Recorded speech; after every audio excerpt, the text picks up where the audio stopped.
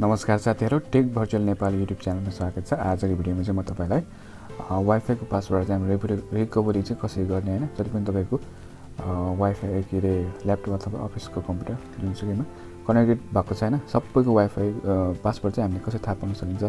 यदि तपाईले चाहिँ पासवर्ड हाल्ने भयो हैन, त्यसपछि चाहिँ बिर्सियो भने रिकभरी कसरी गर्ने त्यो पनि देखाउँछु। म तपाईलाई त्यो एउटा कुरा चाहिँ गरिसकेपछि तपाईले सबै जति पनि कनेक्टेड भएको छ सबैको पासवर्ड चाहिँ एकदमै देख्न सक्नुहुन्छ। यो चाहिँ 1 मिनेट लाग्नेछ तपाईलाई यो गर्नको लागि। म तपाईलाई यो भिडियोमा भन्नेछु। हाम्रो च्यानललाई चाहिँ सब्स्क्राइब गर्नु भएको छैन भने सब्स्क्राइब गर्न नभुल्नु होला। ओके, सबभन्दा पहिला चाहिँ हामी गुगलको सर्च बारमा जाउँ हैन। त्यसपछि तपाईले टाइप गर्नु होला मिसफ्ट भनेर टाइप गर्नु होला। अनि त्यसपछि चाहिँ हामीले एउटा साइटमा गएर हैन, यसको लागि चाहिँ एउटा एप्लिकेसन डाउनलोड गर्नुपर्ने हुन्छ। त्यो चाहिँ एकैछिनमा हुन्छ, तपाईले वेट गर्नु पर्दैन। यसलाई चाहिँ खास साइज यसको धेरै हुँदैन, एकैछिनमा हुन्छ। यो चाहिँ यो न्युजअफ टाइप गरिसकेपछि यसो देख्न सक्नुहुन्छ। यसमा चाहिँ तपाईँ अगाडिको उसमा जानुहोस्, यसमा क्लिक गर्नु होला यो वेबसाइटमा। यहाँनिर गइसकेपछि तपाईँले धेरैवटा फाइलहरू देख्न सक्नुहुन्छ। र हामी सिधै कहाँ जान्छौँ भन्दाखेरि चाहिँ हैन, यहाँ तपाईँले पढ्नु होला वायरलेस की भ्यू भन्ने चाहिँ यसमा क्लिक गर्नुहोस् हैन। अनि लेखा छ डिटेलमा, तपाईँ आफै पढ्नु होला।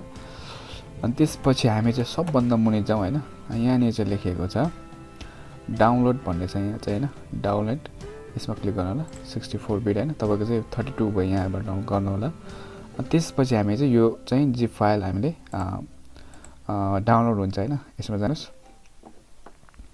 अनि यसलाई चाहिँ हामीले एक्सट्र्याक्ट गर्नुपर्ने हुन्छ हैन। यो चाहिँ एक्सट्र्याक्ट गर्दाखेरि हामीले तपाईले चाहिँ तपाईको कम्प्युटरमा चाहिँ हैन राइट क्लिक गर्नु होला। त्यसपछि चाहिँ तपाईले यसलाई चाहिँ निकाल्नु पर्ने हुन्छ। म तपाईलाई देखाउँछु। जस्तो यसलाई राइट क्लिक गर्नुस्, त्यसपछि यसलाई चाहिँ स्ट्याक हेयर गर्नुस् हैन। यहाँ चाहिँ पासवर्ड माग्छ है। पासवर्ड चाहिँ कहाँ छ भने यसको यहीँनिर छ। यसलाई कपी गर्नु होला, कपी गरिदिउँ।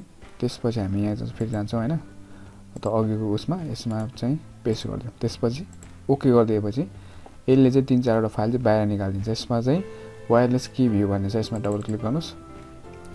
अनि डबल क्लिक गर्ने बित्तिकै चाहिँ यहाँ चाहिँ तपाईको जति पनि अहिलेसम्म ल्यापटप कम्प्युटरमा चाहिँ कनेक्ट भएको छ वाइफाईहरू, त्यसको सबै पासवर्ड चाहिँ यहाँनिर देख्न सकिन्छ।